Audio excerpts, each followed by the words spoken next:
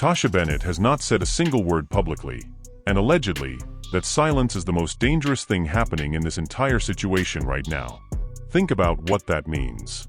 A mother, a grieving mother who buried her 26-year-old son, watches someone climb onto a stage in the exact city where her child took his last breath, bring out the man reportedly connected to that killing, and perform a diss track mocking everything her son stood for, and she says nothing. No Instagram post. No interview. No statement. Nothing. So why is she silent? What does Tasha Bennett allegedly know that you and I are not supposed to know yet? And why are sources close to OTF reportedly saying that her silence is not grief, it is strategy? Because here is what nobody is putting together right now.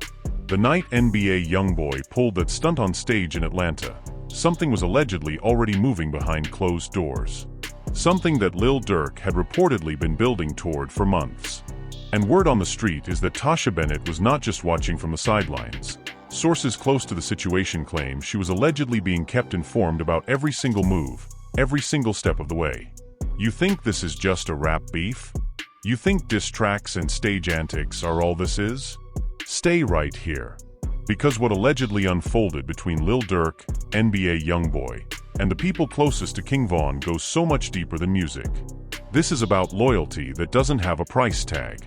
This is about a mother's grief being turned into something the streets would feel for years. And this is about a twist that is coming later in this video. A twist that allegedly explains why everything you thought you understood about this beef is only half the story. Do not move. Because the part nobody is saying out loud is exactly what we are about to get into. To understand what happened on that stage in Atlanta, you have to go all the way back to the night that shattered everything. Because without that night, none of what followed makes any sense at all. November 6th, 2020. Atlanta, Georgia. Outside the Monaco Hookah Lounge on Northside Drive. King Von, born Davon Daquan Bennett, one of the most gifted and visceral storytellers that Chicago's rap scene had ever produced, was there that night with his crew. He was 26 years old. He had just come off the biggest stretch of his entire career. Crazy story. Took her to the O. The code. Records that millions of people knew word for word, bar for bar, because Von did not write fiction. He wrote his life, and people felt every single syllable of it.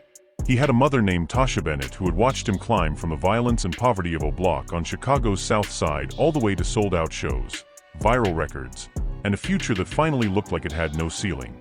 That night was not supposed to be anything significant. It was supposed to be a regular night out in Atlanta. Then Quando Rondo pulled up. For those who need context, Quando Rondo is not just a background name in this story. He was NBA YoungBoy's most visible and trusted protege, signed directly to YoungBoy's Never Broke Again label. YB's guy. And sources close to both camps have long alleged that the tension between Von's circle and Rondo's circle had been quietly building for months before that night.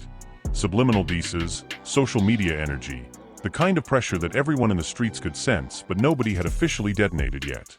What happened outside that lounge was captured on surveillance footage that later spread across every platform on the internet. A confrontation erupted. Shots rang out from multiple directions in a matter of seconds. And when the chaos settled, 6 people had been struck by gunfire. King Von was among them. He was rushed to Wellstar Atlanta Medical Center, and in the early hours of November 6, 2020, Davon Daquan Bennett was pronounced dead, 26 years old. A voice that the world needed, silenced permanently. The individual who allegedly fired the fatal shots was a man named Lil Tim, a member of Quando Rondo's entourage, someone who was in Atlanta that night specifically because he was running with Rondo's crew. And this is the connection that Lil Durk and everyone inside OTF allegedly could never detach from NBA YoungBoy's name. Because in the streets, your affiliates are not just associates. They are your statement. They are your endorsement. And Rondo was YoungBoy's most public endorsement. Back in Chicago, Tasha Bennett received the phone call that no mother on this earth should ever have to receive. Her son, the boy she raised on those South Side streets, the kid who turned the chaos of O-Block into art that the entire world connected with, was gone. And Lil Durk? He did not just lose a label mate. He did not just lose a business partner. He lost the person he called his brother in every interview, on every stage, in every song where he let his guard down long enough to show you who he actually was underneath all the bravado. Durk went quiet after Vaughn died. Sources close to him reportedly said he locked himself in the studio and did not come out for days. He posted 4 words on Instagram that night.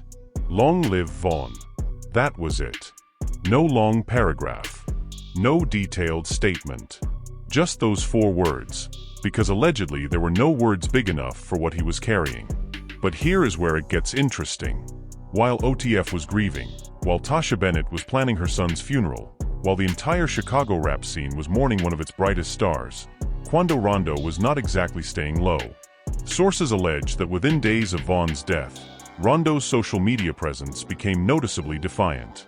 And NBA YoungBoy, rather than distancing himself from the situation, rather than showing even a surface-level acknowledgement of the gravity of what had happened, allegedly doubled down on his association with Rondo in ways that OTF was watching very, very closely. And this is the part that nobody is talking about enough, because what YoungBoy allegedly did next was not a mistake born from ignorance. According to sources close to the OTF camp, it was reportedly deliberate, calculated, a message sent with full awareness of exactly how it would land on the other side. The message was this: we are not apologizing, we are not stepping back, and your grief is not our problem. That message was allegedly received loud and clear in Chicago. And sources claim that from that moment forward, Lil Durk was no longer just grieving. He was reportedly building something. Something patient. Something that would not be rushed. And Tasha Bennett, according to insiders, allegedly knew about every single piece of it. Because when someone kills your son and then openly celebrates the people responsible, a mother does not just sit and cry forever. At some point, allegedly, the grief turns into something else entirely. And what it turned into is exactly what we are about to get into right now. The grief turned into gasoline, and NBA YoungBoy was allegedly the one who kept striking the match over and over again, as if he genuinely believed that nothing would ever catch fire. After getting out of federal custody in 2021, YoungBoy did not come back quiet. He came back loud, defiant, and according to sources close to the situation, allegedly more aggressive toward the OTF camp than he had ever been before his legal issues. On his Colors mixtape, he dropped bars that the streets immediately decoded as direct shots. Lines about O Block getting rolled up, lines about Atlanta boys getting folded. And for anyone with even a surface-level understanding of the geography of this beef, those bars were not subtle. O Block is King Vaughn's home. Atlanta is the city where Vaughn was murdered. YoungBoy was allegedly rapping about both in the same breath, on a record that his millions of fans would stream billions of times across every platform. Tasha Bennett reportedly heard those bars. Sources close to the family claim she did not react publicly. She did not post. She did not call an interviewer. She allegedly sat with it, and according to insiders, that quiet was not peace. That quiet was reportedly something far more deliberate. But here is where it gets interesting, because what YoungBoy did on his Make America Slime Again tour in Atlanta was not just bars on a record that people could debate the meaning of. This was physical. This was visual. This was allegedly designed to be seen and felt by everyone who knew what it meant. YoungBoy brought his tour to State Farm Arena in Atlanta, the same city, and on that stage in front of thousands of people, he brought out Lil Tim, the man allegedly connected to the shooting that killed King Vaughn. He stood on that stage in Atlanta, in the glow of arena lights, performing alongside the individual whose sources claim fired the shots that ended Davon Bennett's life. And as if that was not enough, as if the message was not already being delivered at full volume, YoungBoy then performed his diss track aimed directly at Lil Durk, rapping about Vaughn's death with an energy that sources described as imperial triumphant. Imperial triumphant. Think about what that word means in this context. Not apologetic. Not cautious. Not even indifferent. Triumphant. Like a victory lap. Like a statement made on purpose, in the exact location that would cause the most damage, in front of the largest possible audience. And this is the part that nobody is talking about, because Tasha Bennett was reportedly made aware of exactly what happened on that stage within hours of it occurring. Sources close to the family allege that the people around her described her reaction as something beyond sadness, beyond anger. According to insiders, she allegedly said, and these are words that sources claim she expressed privately to people close to her, that she had watched her son get buried and now she was watching someone throw a party at his grave. Those words allegedly reached Lil Durk the same night. And allegedly, that was the moment something shifted in Durk that had not shifted before, because up until that point, sources claim he had been processing his response through music, through legal channels, through patience. But when word reportedly came back to him about how Tasha was feeling, when he allegedly heard a grieving mother describe what YoungBoy was doing as dancing on her son's grave, sources close to OTF claim that the calculation changed completely. Stay right here because it gets worse. Because YoungBoy did not stop at the stage moment.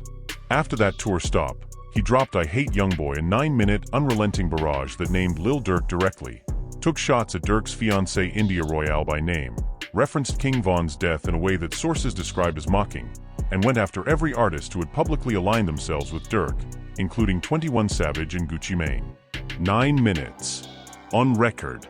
With his name on it. As if he was daring the entire OTF universe to respond. The internet exploded. But more importantly, the people who were not on the internet, the people who were moving quietly in the background of this situation, allegedly moved faster after that record dropped than they had moved at any point since November 2020. And here's what they allegedly did not want you to find out. Because according to multiple sources close to the situation, the response that was being built was not just musical. It was not just HHHHA, even though that record hit like a freight train when Durk finally dropped it in February 2022 with bars about N*** is acting different since his brother died, about cowards who talk murder and then run to law enforcement, about a grief so specific and so pointed that every single person who heard it knew exactly who and what he was talking about. The response that was allegedly being constructed in the background of all of this was something that sources claim went far beyond anything that would ever appear on a streaming platform. And Tasha Bennett, according to insiders, was allegedly watching all of it from a position that was much closer to the center than anyone on the outside realized. And that position, that alleged proximity to everything unfolding in the background, is what makes Tasha Bennett's public silence so loud when you understand what sources claim she reportedly knew. Because here is the timeline that nobody is laying out in sequence, and when you see it laid out this way, the alleged pattern becomes impossible to ignore. November 2020, Von is killed. Rondo's affiliate is the alleged shooter. YoungBoy is Rondo's label head and closest associate. Early 2021, YoungBoy comes home from federal custody and allegedly begins dropping music that sources say is coded disrespect aimed directly at OTF and Von's memory. Mid-2021, YoungBoy takes his tour to Atlanta, brings Lil Tim on stage, performs Durk Diss in the city where Von died. Late 2021 into early 2022, YoungBoy drops 9-minute diss naming Durk, India, and mocking Von. February 2022, Durk drops HHHHA, and the public beef officially goes nuclear. And then, and this is the part that shifts everything in 2022, Quando Rondo survives an ambush in California.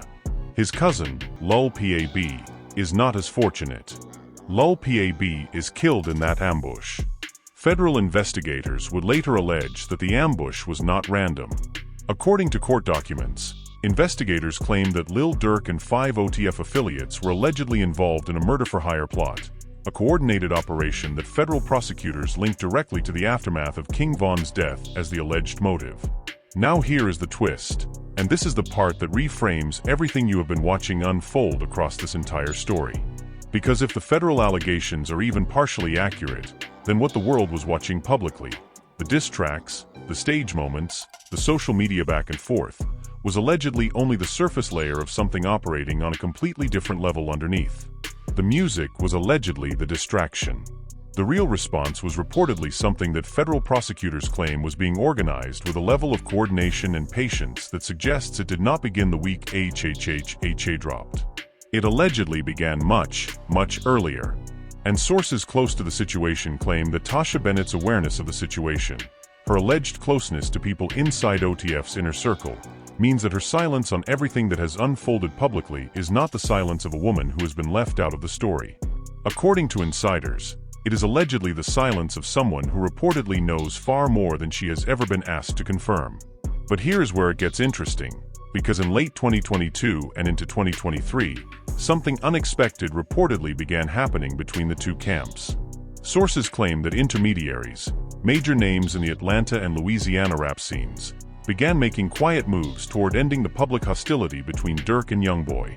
21 Savage, who had previously spoken publicly about wanting the beef to end, was allegedly part of those conversations.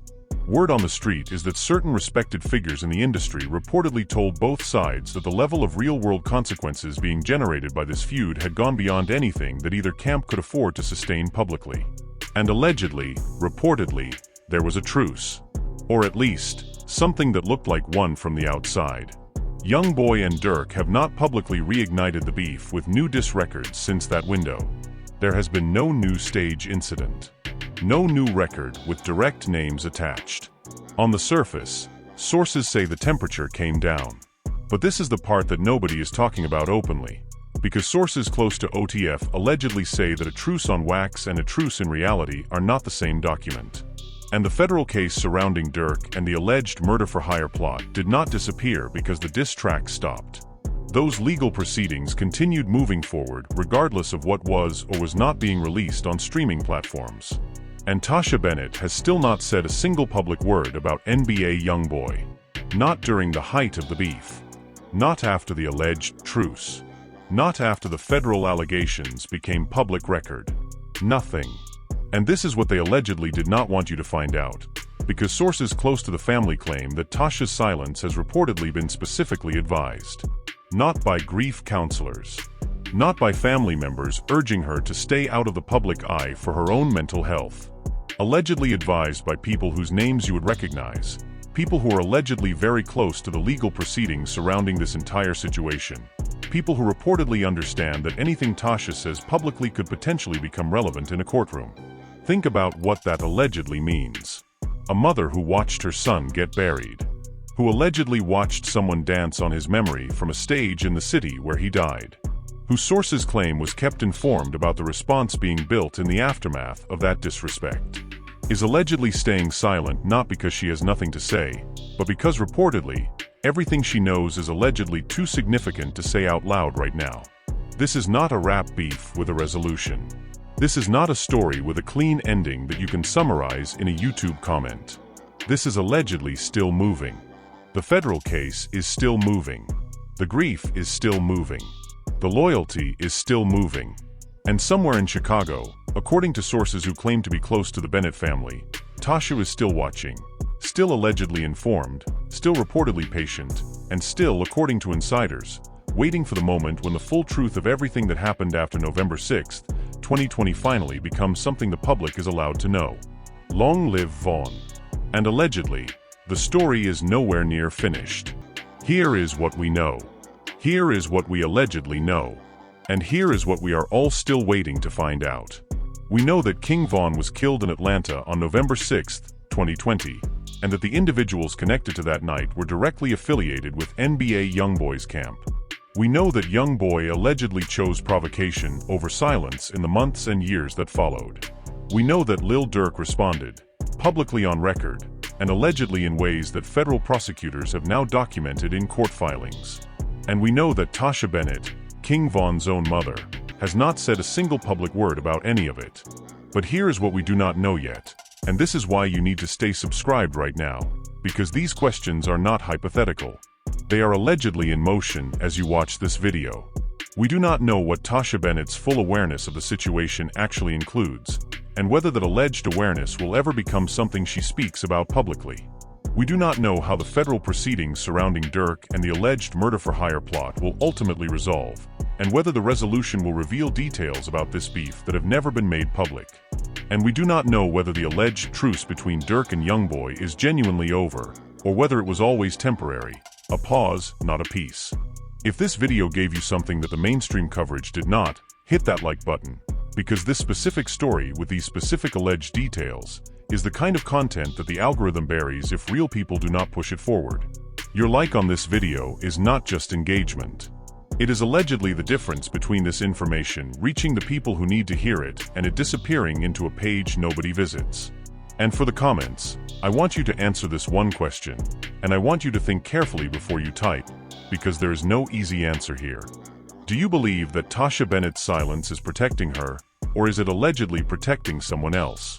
Drop your answer below, because the debate in that comment section is going to be more honest than anything being said publicly right now.